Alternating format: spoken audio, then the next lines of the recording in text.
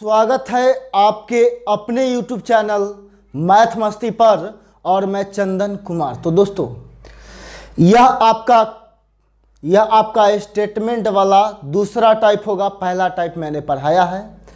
चलिए तो दूसरा टाइप में आते हैं। उससे पहले यदि आप हमारे चैनल पे नए व्यूअर होंगे तो लाल कलर में जो सब्सक्राइब होगा उसे एक बार दबा लेंगे, उसके बाद जो बेल आइकन आएगा उसे भी दबा लेंगे, नहीं तो सब्सक्राइब करने का कोई फायदा ही नहीं होगा। सब्सक्राइब कर लेंगे, बेल आइकन भी दबा लेंगे। क्यों दबाएंगे? क्योंकि सारे वीडियो का नोटिफिकेशन आपको मिलते रहेगा। और हाँ, यदि अभी तक आपने मुझे अनअकैडमी पर फॉलो नहीं किया है तो वहाँ भी आप मुझे चंदन कुमार चौधरी के नाम से फॉलो कर सकते हैं। वहाँ भी मैंने एक चैप्टर कंप्लीट करा ही दिया है।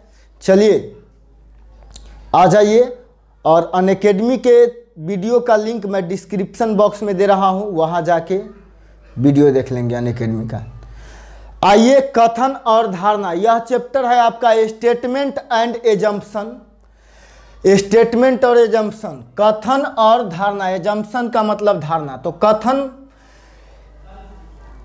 4-5 चैप्टर इस तरह के होते हैं। आपको कुछ नहीं करना, बहुत आसान होता है। आपको केवल इससे नजरिया मिलाना पड़ेगा। चलिए तो होगा क्या इसमें? वही बात, फिर वही बात। क्या करना है इसमें? तो ज़्यादा कुछ नहीं करना है आपको। चलिए सीधा बढ़ते हैं हम लोग प्रश्न में। 18 वर्ष से अधिक आयु के सभी बेरोजगार भारतीय युवा को बेरोजगारी भत्ता दिया जाना चाहिए।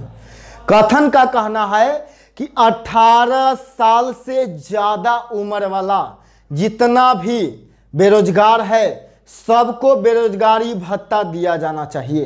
तो 18 साल से ज़्यादा आयु के सभी बेरोजगार को बेरोजगारी भत्ता मिलना चाहिए, यह कथन है। तो कथन तो 100% सत्य होता है। कथन 100% सत्य होता है। तो चलिए यहाँ मान्यता दिया गया है, मतलब क्या मानना है, लोग क्या मानते हैं, इसके बारे में क्या विचार प्रकट होगा। मतलब मान्यता दिया है, तो मान्यता का मतलब क्या होता है इसको जरा समझ ले। मान्यता का मतलब देखिए, कथन जो दिया है वह तो आपका एक कथन है, 100% सही होगा। कथन सही होगा। और मान्यता जो होता है उसके आधार पर निकाला गया तर्क है, या तो फिर इसको निष्कर्ष भी कह सकते हैं। तो चलिए ये दोनों मान्यता में से क्या सही होगा? भारत में बेरोजगार युवा है जिन्हें मुद्रा की आवश्यकता है। देखिए, बेरोजगार युवा को बेरोजगारी भत्ता क्यों देना चाहिए? क्योंकि उसको मुद्रा की आवश्यकता है। बेरोजगार को मुद्रा की आवश्यकता है, तो जिसको मुद्रा की आवश्यकता होगा उसी को ना बेरोजगारी भत्ता मिलेगा। इसीलिए पहला मान्यता आपका सही हो गया। दूसरा आ जाइए, सभी बेरोजगार युवा को भत्ता देने के लिए सरकार के पास पर्याप्त धन है।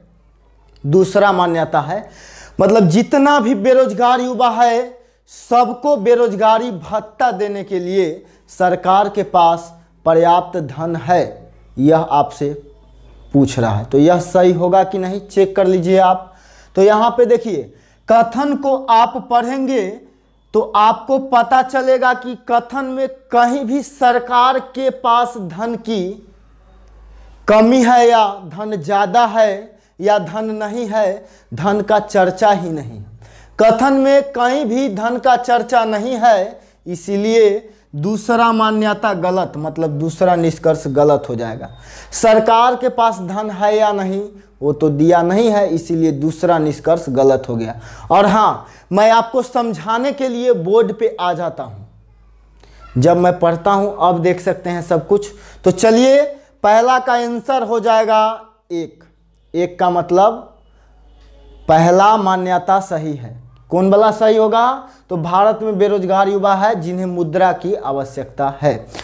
चलिए तो आ जाइए अब अगले प्रश्न में। अगला प्रश्न आपका क्या कहता है, ध्यान देते हैं यहाँ पे। कथन है, अगर आप मुझे परेशान करेंगे तो आपको मैं थप्पड़ मारूंगी। आगे कह रहा है, एक माँ अपने बच्चे को चेतावनी देती है। ध्यान दीजिएगा, एक माँ अपने बच्चे को कहती है, अगर तुम मुझे परेशान करते हो तो मैं तुम्हें थप्पड़ मारूंगी। बात समझ गए होंगे। तो यह आपका कथन हो गया। तो कथन क्या है, अगर आप मुझे परेशान करेंगे तो मैं आपको थप्पड़ मारूंगी, यह माँ कह रही है। बात समझ गए होंगे। आगे चलिए। तो कथन 100% सही होगा। अब निष्कर्ष पे आते हैं। मान्यता कहिए या निष्कर्ष कहिए, वही बात हुआ। चेतावनी के साथ बच्चा उसे परेशान करना बंद कर सकता है। हाँ, जब माँ बच्चे को चेतावनी दे रही है तो बच्चा को भी कुछ सीख तो जरूर न मिलेगा। बच्चा क्या करेगा, माँ को परेशान करना बंद कर सकता है। ये कोई जरूरी नहीं है कि बंद कर ही देगा, क्योंकि बच्चा है, बच्चा बंद कर भी सकता है, नहीं भी कर सकता है।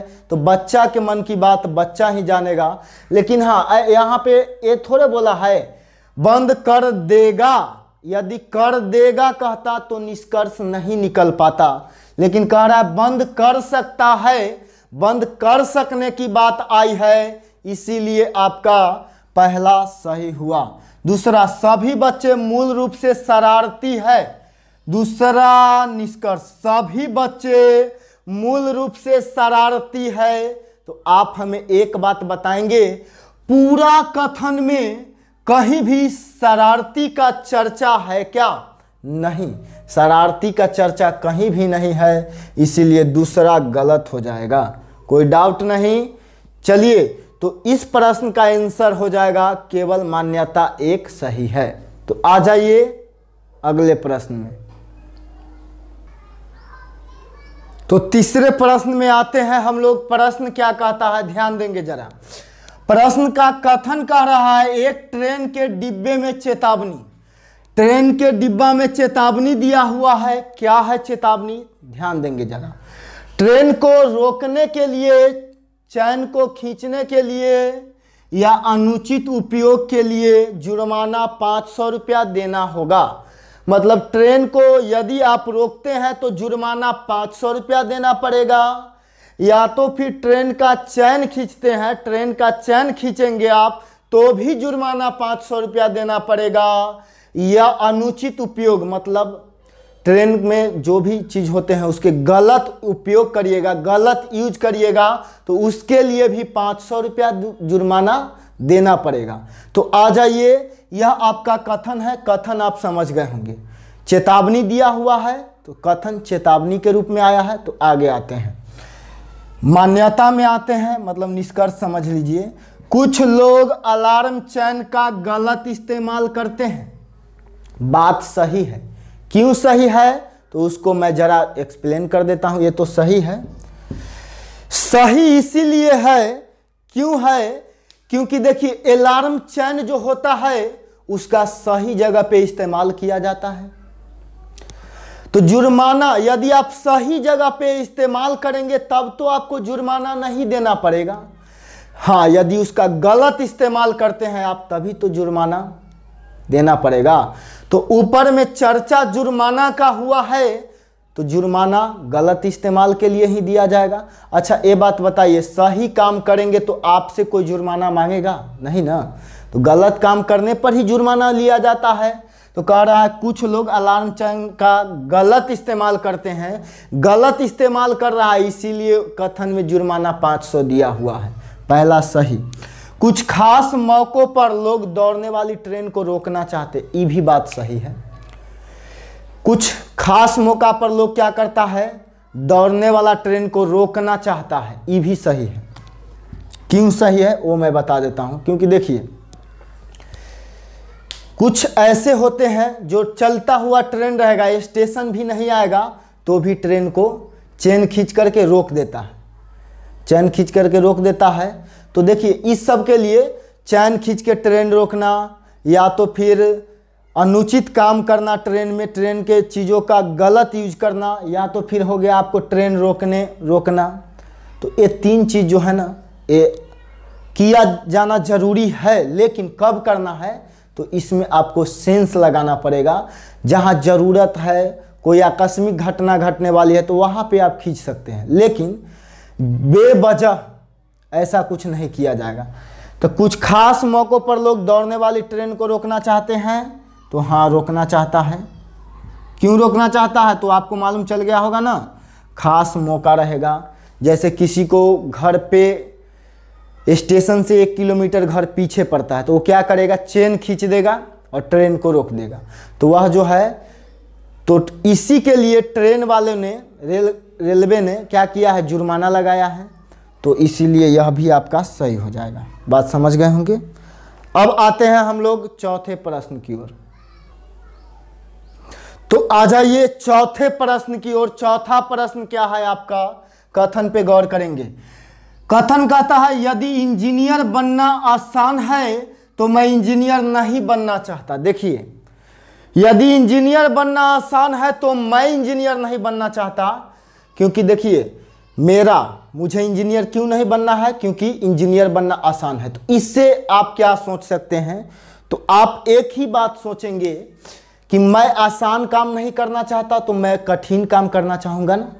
जो आसान काम नहीं करना चाहेगा वह कठिन काम करेगा।